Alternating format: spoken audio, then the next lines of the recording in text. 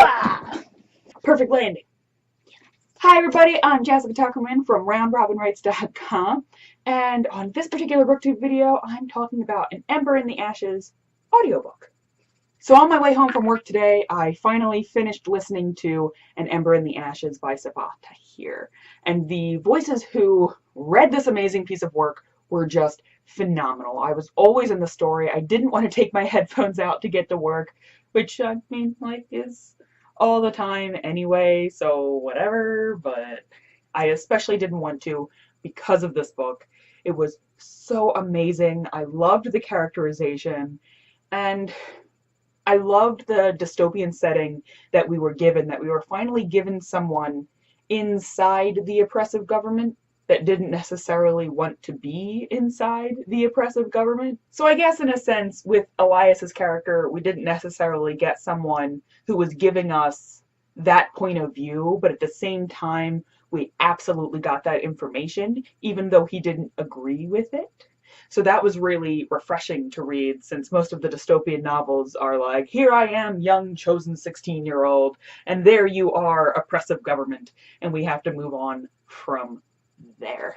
But God, just the performance was amazing, and I really loved it. They read so well. I can only hope that as an author, I will be able to read my own work this well. Like, please.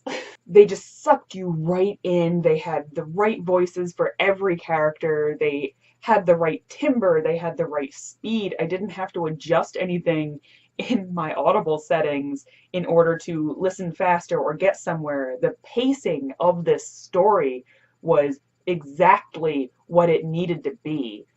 And I really regret not having read this book earlier. The good news is, of course,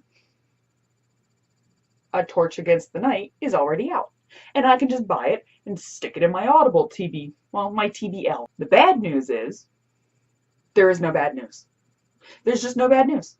There's not. This book was amazing, and I'm so glad that fellow round robin writer Magdalene Ann recommended that I read it. I was so engrossed. Oh, so good. So if you haven't read it or listened to it, go and do that, because, oh my God.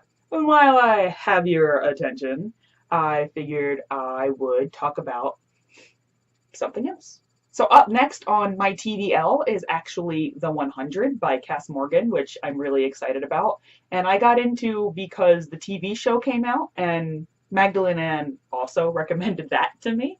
But I got into that. I really liked the story, so I'm really eager to listen to the book now that the first season is done, so that I'm not comparing and contrasting while I'm watching, so I'm not getting angry and yelling at the screen like we all tend to do when different media adaptations screw up our books. I also have The Forgetting on my TBL, which was also on my TBR, and I have a physical copy of it. I just keep forgetting to read it over and over and over again, which is totally my fault. But there are so many other books, and it's not that that's a bad book. I pick it up and then I'm like, all right, I was reading this other thing, which I feel is probably a universal issue with book nerds, that our TBR pile is so long because we keep picking up books and then realizing that we were actually in the middle of another book. It's a problem. I don't see it ending anytime soon. Unlike this video, which is over now. Okay, bye!